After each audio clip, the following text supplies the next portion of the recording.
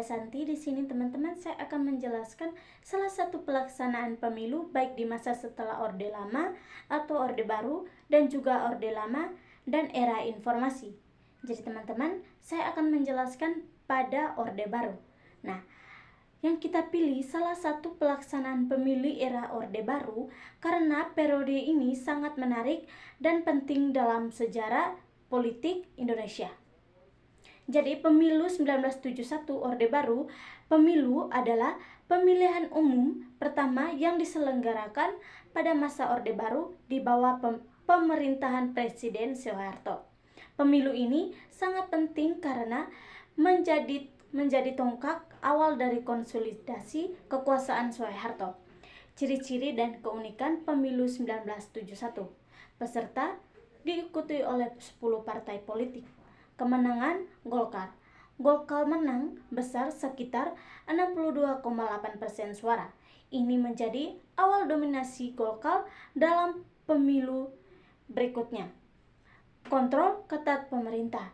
Pemerintah Orde Baru sangat mengontrol jalannya pemilu, mulai dari kampanye hingga pelaksanaan, bahkan intervensi ke partai-partai. Lalu, tujuan stabilitas politik.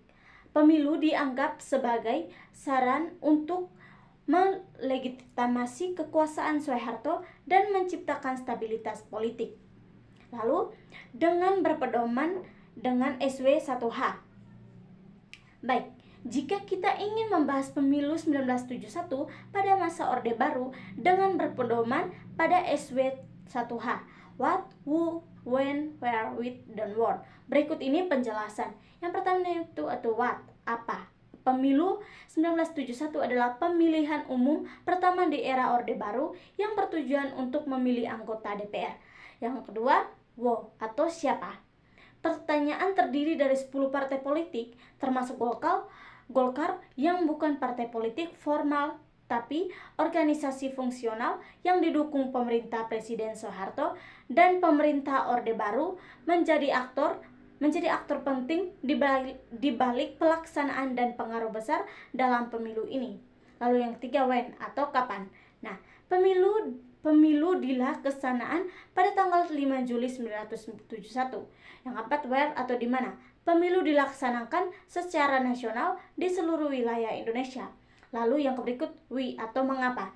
Nah, tujuan utama pemilu ini adalah untuk memberikan legitimasi politik kepada pemerintahan Orde Baru di bawah Soeharto.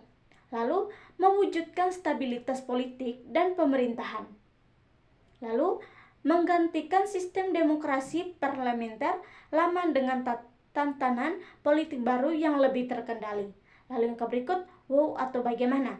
Nah, pelaksanaan pemilu dilakukan secara langsung dengan sistem proporsional, namun banyak laporan bahwa prosesnya dikendalikan secara ketat oleh pemerintahan.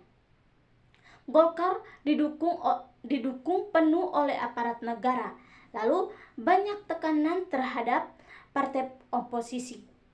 Manipulasi dan propaganda digunakan untuk mengenangkan Golkar. Itu saja materi dari saya. Sekian dan terima kasih.